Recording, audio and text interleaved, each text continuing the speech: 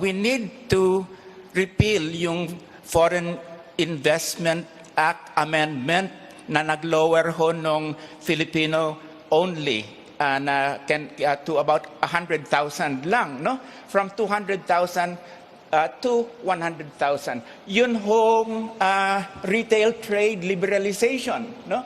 Nakapapasanin ho, no?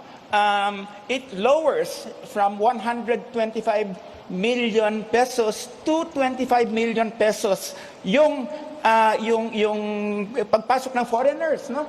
So we have had all of these foreign-oriented laws that have been passed recently, and Senate President Sotto was the one who pushed them through Congress, no? And Senator Pangilinan also signed, no? So paano yan?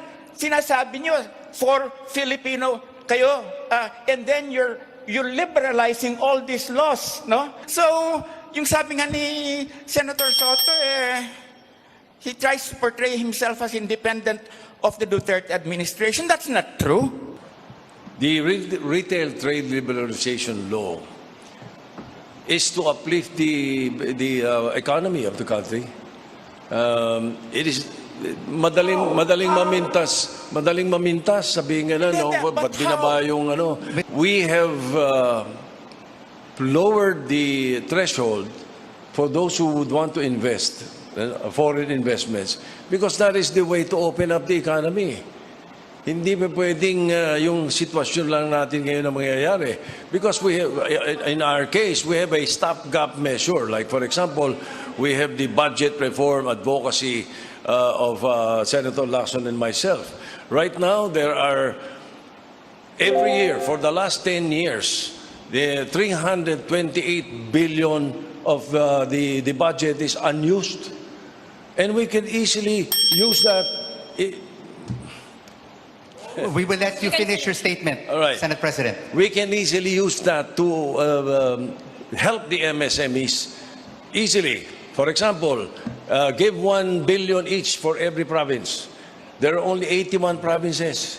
1 billion each. Imagine what it can do for the economy in Occidental Mindoro and all the other provinces, especially the poor provinces. We supported the measure precisely because we feel given yung situation sa ASEAN, tayo mapakababa, no, nung investments natin mula sa abroad, napakahalaga nan. Ngunit binalanse naman natin. Kaya nga merong 100 billion na suporta sa ating maliliit na negosyante para talagang mabigyan sila ng alalay at ayuda habang nasa gitna tayo ng COVID response. We have ng COVID at ang pandemya.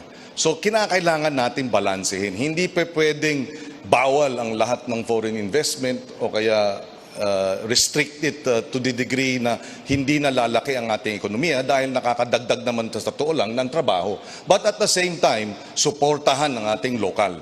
Kaya nga mayroong 100 billion which is 85 billion more than what this administration has given in terms of assistance to micro, small, and medium enterprises. They're opening up SMEs, okay, and small enterprises, you know, to be eaten up by putting down the threshold by foreign entrepreneurs and businesses. And then they say that they're protecting SMEs and medium enterprises.